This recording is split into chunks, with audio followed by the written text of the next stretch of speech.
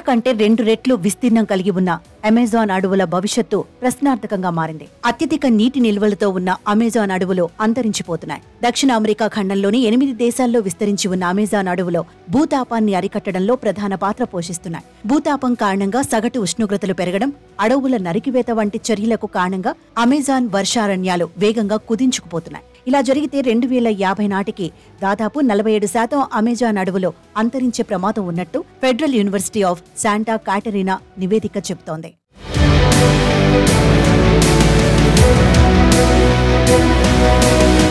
Amazon అడవుల్లో నీటి కొరత, చెట్ల నరికివేత, అభివృద్ధి పేరుతో కొండలను తొలగించడం, ప్రస్తుతం వాతావరణంలో వస్తున్న మార్పుల కారణంగా రానున్న 20 ఏళ్లలో సగభాగం క్షీణించే అవకాశం ఉందని నివేదికలో ఉంది. వేడెక్కుతున్న ఉష్ణోగ్రతలు, విపరీతమైన కరువు, అటవీ నిర్మూలన, కార్చిచ్చుల కారణంగా అమెజాన్ ప్రాంతం తీవ్ర ఒత్తిడికి గురవుతోందని ఆందోళన వ్యక్తం చేశారు.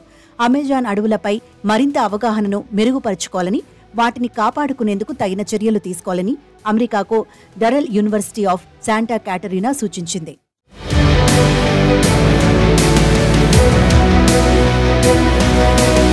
ప్రస్తుతం పొల్యూషన్ కారణంగా 15% అడవి నాశనం అయిందని పేర్కొంది. కార్చిచ్చు, మానవ తప్పిదాల కారణంగా మరో 17% అడవి భూభాగం ప్రమాదంలో పడిందని తెలిపింది.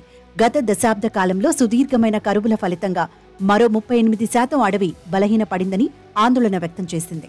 ఇది మరింత ఉధృతమైతే అమెజాన్ ప్రాంతం ఉష్ణమండల పచ్చిక బయళ్ల ప్రాంతంగా మారిపోతుందని హెచ్చరించింది. వేల సంవత్సరాలుగా అమెజాన్పై ఆధారపడి జీవనం సాగిస్తున్న పలు స్థానిక తెగల మనుగడకే ముప్పు వాటిల్లుతుందన్నారు. దాదాపు 67 లక్షల చదరపు కిలోమీటర్ల మేర వ్యాపించి ఉన్న అమెజాన్లో దాదాపు 16,000కు పైగా వృక్ష జాతులు ఉన్నాయి. ఇప్పుడు వేల జాతుల వృక్షాలు, జంతువుల మనుగడే ప్రమాదంలో పడింది. ఈ అడవులను కాపాడడానికి బఫర్ జోన్లను ఏర్పాటు చేయాలని నివేదిక సూచించింది.